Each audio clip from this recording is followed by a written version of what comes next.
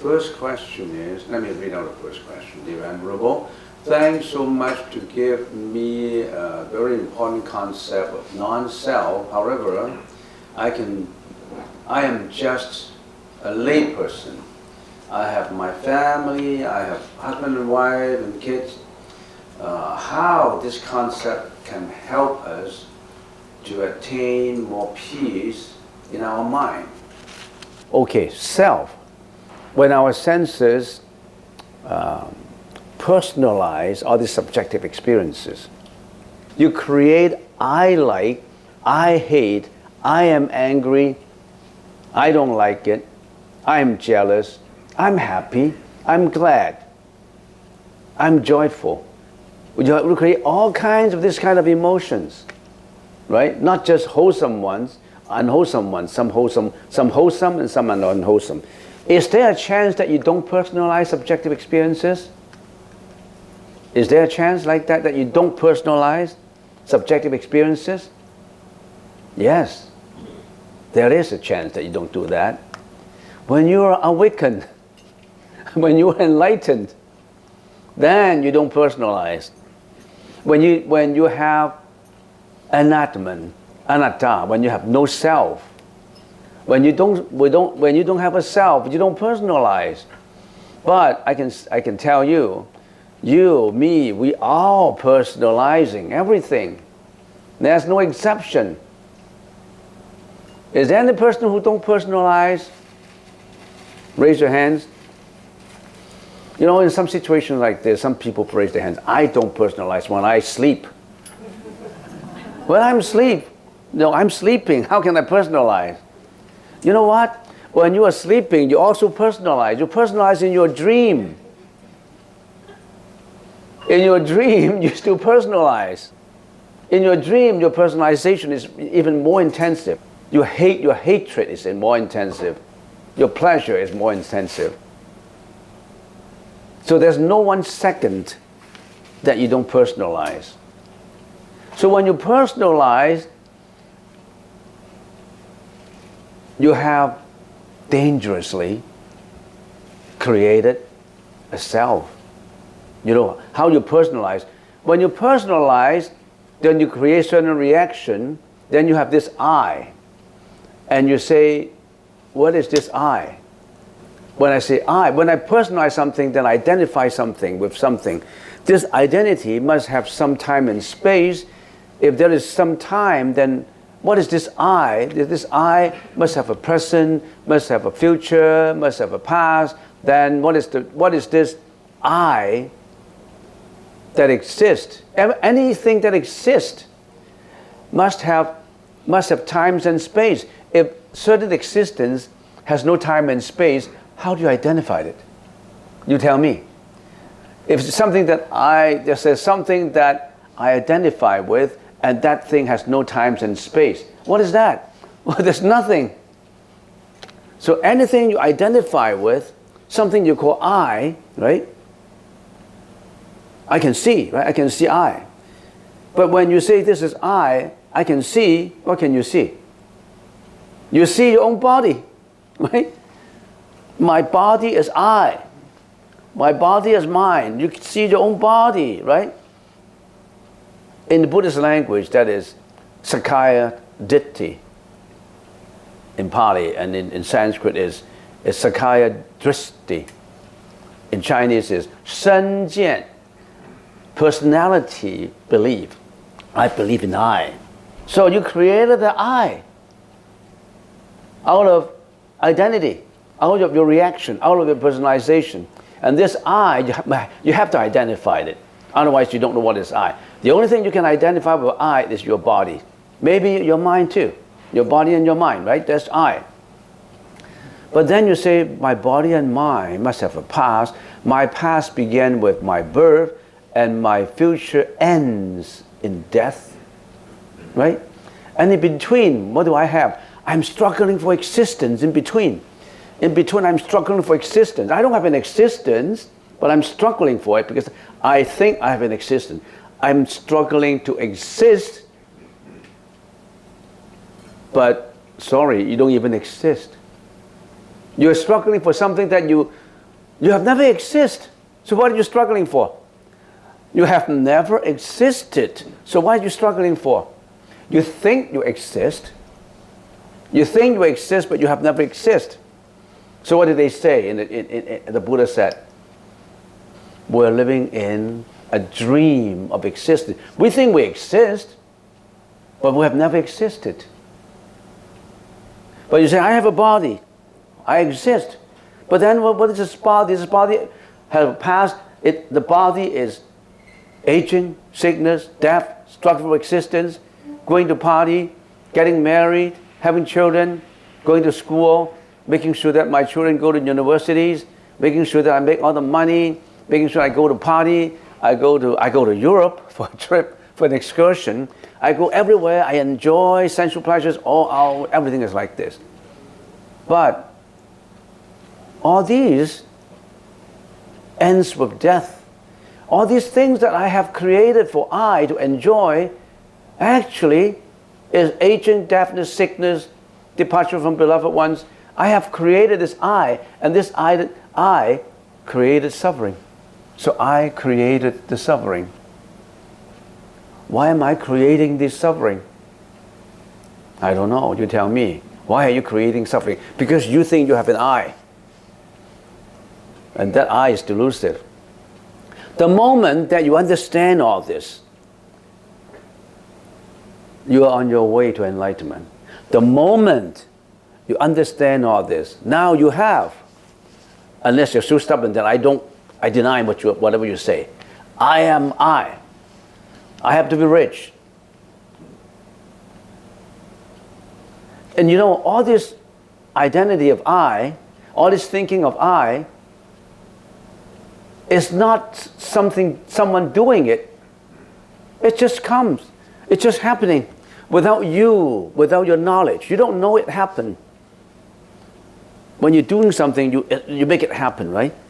But actually, this existence is not doing an existence. You're not doing an existence. The existence has happened to you, and you think you exist. In philosophy, they call it existential philosophy, 存在主义. So you're asking me, how does it benefit the family, the kids, and the husband and wife? If you know all these, you're beginning to realize that you shouldn't be emotional. So if you're a mom, and all the kids, some kids are difficult to deal with. Some husbands always have relationships. Some husbands are selfish, egoistic. Then you know that first of all, you don't attach to it, because everybody has this reaction. They're not enlightened, but you are enlightened. So sort of, you tied up a knot of hatred, hating your husband inside because your husband is, I don't know. Then you untie the knot because you know that I'm not going to arouse that kind of reaction. And how come that reaction comes up to make me unhappy? It's because I have created the karmic energy. I have all these mental afflictions in my previous lives that I brought forward to here. And the fact that my husband is treating me that way is because I treated him the same way before. I owed him $50,000, and now I have to be his wife, making sure that I repay the $50, and when the $50 is paid up, we have a divorce. Or something like that, I don't know. Everybody come with a relationship, a bondage, a relationship. When that relationship is clear, and accounting-wise, it's easier to understand. Where the debits and credits got balanced, you don't have any liability anymore. Your asset, your liability, they all balance out. No more general ledger. The general ledger is a zero balance because credit and debit. You used to have a lot of credit now on the accounting side because you owed him something. he has a liability to you that you have to fulfill, you have to repay. Now you come back to pay the liability. He has an accounts receivable. You have to pay them. Everybody is in debt. Emotional debt, materialistic debt. You know why your mom and dad raised you up with all the tuition fees? Probably he owed you that much. You have to come back for it.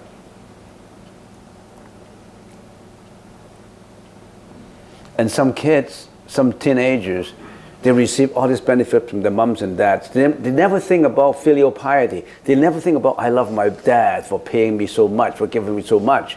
Because he owed you the debt and he doesn't owe you the feelings. So you have no respect for your mom and dad. You just receive your money from him, from her. I'm going too deep into these things. Just a few shit to say, how does it help the family? By knowing non-self, you are less egoistic. You are more sympathetic. You're more congenial in the feelings. Everything, if you have some setbacks, you have some emotions, you can easily relax the emotions by applying a non-self.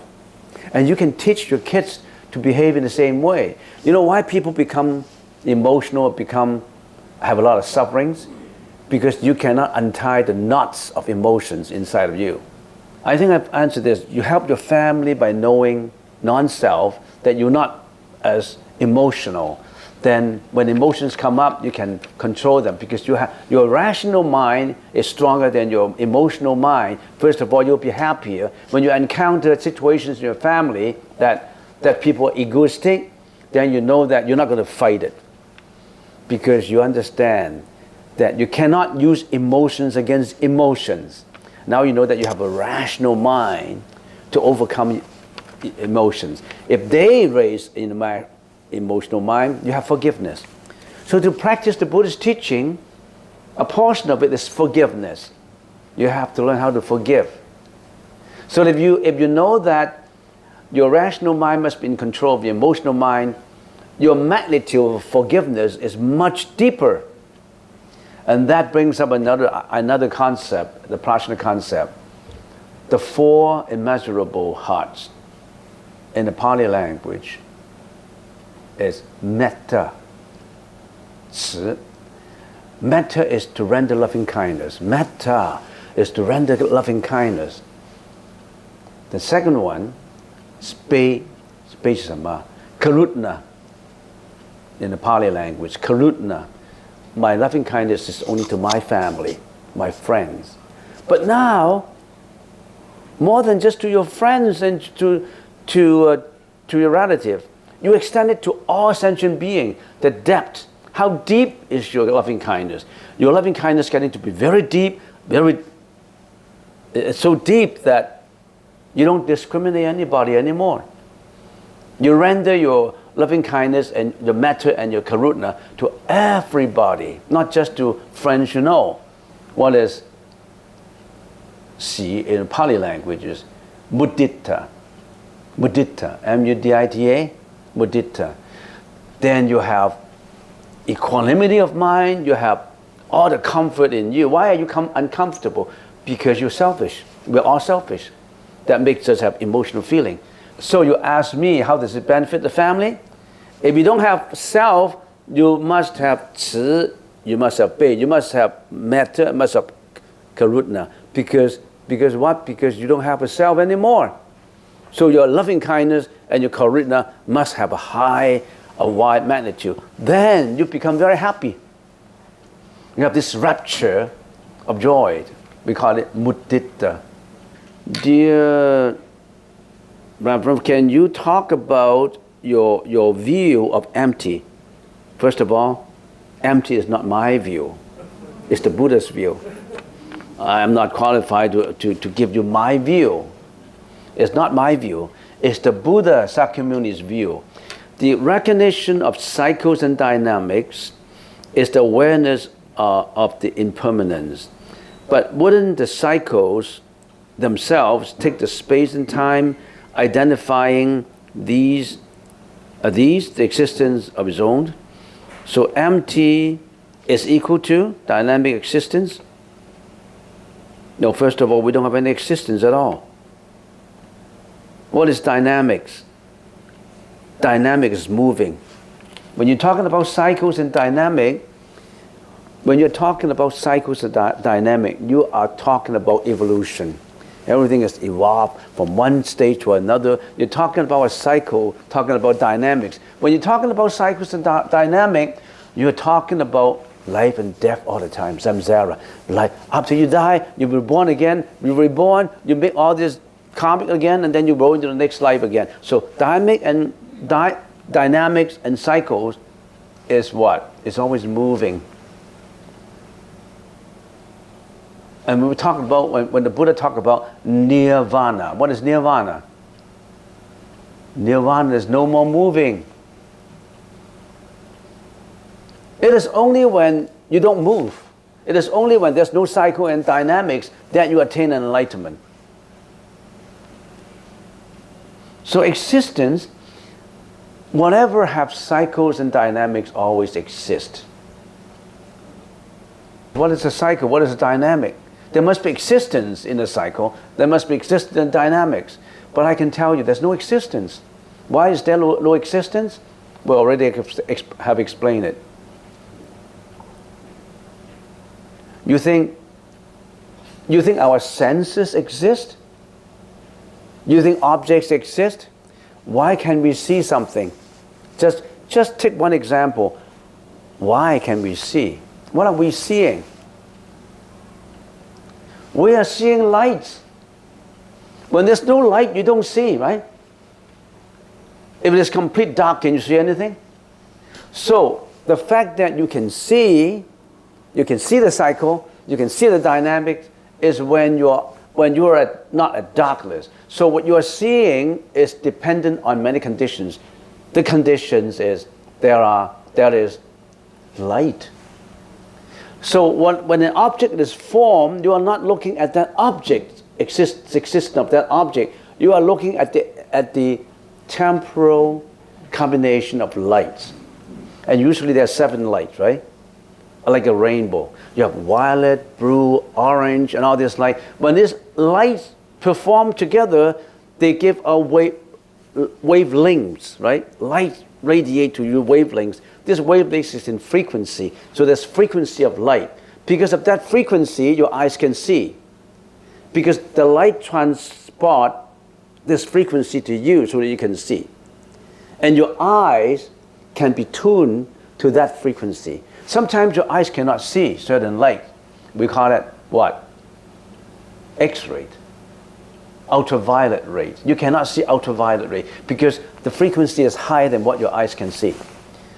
So actually, you're not seeing the object. You're just seeing a whole bunch of lights. And this whole bunch of lights are dependent on many conditions for that light to be formed. So there's no existence of that object. There's not even existence of your eyesight because your eyesight is dependent on many, many, many conditions. We call it what? We call it antecedental concurrence. In the Sanskrit language, is paticca samuppada. You have to study it to know. So there's no existence. What is the existence of I? I exist because you identify this body as I. And this existence of this body called I is dependent on many, many conditions. What are these conditions? First of all, a young man and a woman must come together to do that thing, to produce the sperm and the metazoa and the fusing of the ovary, and then you hide inside your mom's belly, and then slowly it will come out, based on many conditions. If some conditions don't fulfill, you don't come out. And you're so comfortable in your mom's stomach. You're so comfortable. Because you don't have to breathe. The baby don't breathe, only come out when they breathe, because you have all the food is ready for you. You are in there, you feel you are squeezed, but you are still okay. So that's the reason why when you come out, you don't like it. You cry. Did you come out and laugh? If a baby come out and hee and start to laugh, then it must be so funny. So why does a baby always cry when it's coming out? Because, huh? Yeah? The passage to breathe on their own.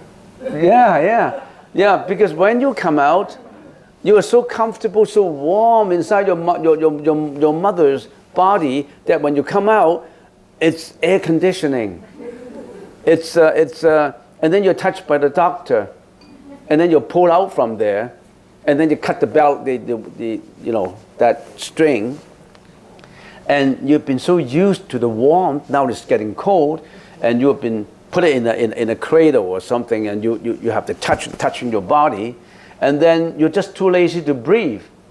When the doctor say this baby is not moving, so he hold up the baby upside down and then spang his bottom, and then you cry, and then you start to cry. You come with nothing. You're not carrying any piece of cloth when you come. Maybe, if I can say, you come with an accompanying cry in you. And when you leave, you can bring nothing with you.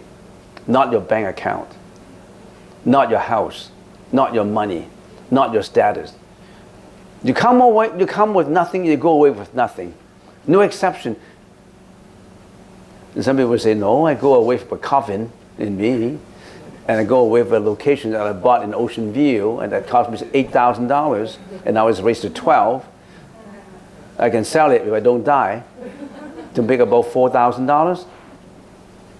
So you're thinking about all these things. So psychodynamics is equal to existence, but existence is empty. It's sunyata. It's antecedental concurrence. It has no inherent existential nature. It is void. It is empty. So I don't know how to go on with this, but suffice it to say, there's no existence. The existence is sunyata. The existence is conditional. What is it? What is true existence, though? We say existence. What is existence? Existence means it has its own existential nature. When something has its own existential nature, there must be three conditions. The one condition is it arises on its own. Like God. God is God. There's no such thing as who created God. I'm God. You don't need anything. You just, I exist, then I exist. That's the first one. You must be able to exist on your own. The second is you never change. You never change. The third, you don't depend on conditions. You always remain. You never die. But can you find anything that has those characteristics on earth? Can you find anything that never die? Can you find anything that never change? Can you find anything that does not depend on conditions for this existence? Cannot. So there's no intrinsic existence. There's only delusive existence, which means that this existence will die. This existence will change. Anything that exists will not exist. Just exist on a temporary basis. That makes us unhappy, you know. Why do we have suffering? Because nothing is permanent.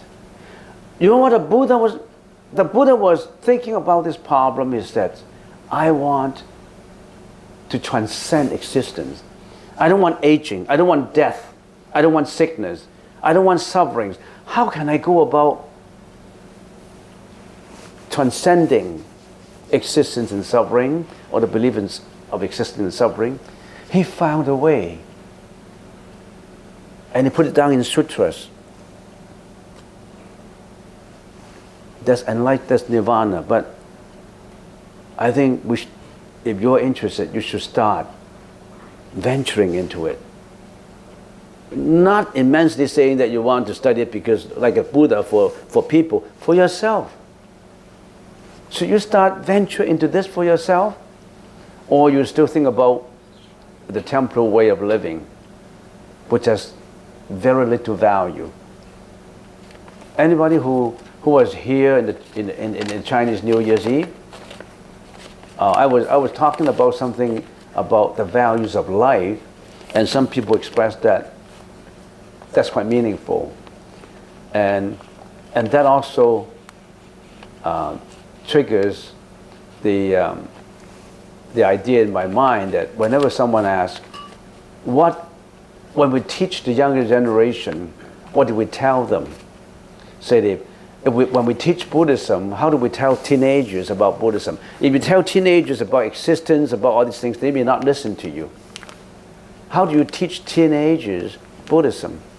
And I've been pondering on this, and I wrote out 3 values that everybody should be pursuing. The one is to be good. Second is to be happy. The third is to be wise. No exceptions. These are the human values. To be good, right? Goodness is a human value. But what's the standard of being good? How to be good? How to cultivate goodness? The Buddha said we have to observe sila to be good. Raise your morality standard. To be good, you have to raise your morality standard, and that is abstain from killing, abstain from stealing, abstain from sexual misconduct, abstain from lying, abstain from intoxication. Now these are the basic moral parameters of being a good person. Have you got all these? If you haven't got all these, you're not even good, judging by the parameters of this goodness. And then to be happy. How do you to be happy? To be happy is not to have a lot of money. It's not just to live in a big mansion in Shaughnessy. To be happy is not just social status and title. To be happy, the happiness is within. You're surrounded by money, but you're not happy. To be happy is the peace of mind in you. If you have that peace of mind, tranquility of mind, you are happy. You have no emotions, no greediness, no passions, no jealousy. Then the happiness is not external; it's internal. How do you have internal happiness? It is only when your mind is peaceful that happiness will come. How to have a peaceful mind? The Buddha pointed out that we should what? We should learn samadhi. To be wise. We have to be wise, right? The human value. Is anybody here who say, I don't want to be wise? Raise your hand. I want to be stupid. Raise your hands. Nobody wants to be stupid, right? You want to be wise. You want to be wise, so what do? If you want to be wise, you have to understand the true intrinsic characteristic of existence. You have to understand what is impermanent. You have to understand what is non-self. You have to understand what is suffering. You have to understand all these prajna concepts the Buddha expounded to you. And that's how you view everything. How do you use a non-self to view everything? How do you get rid of your emotions? So, to be good is to practice sila. To be happy is to practice samadhi. To be wise is to practice vipassana, prajna.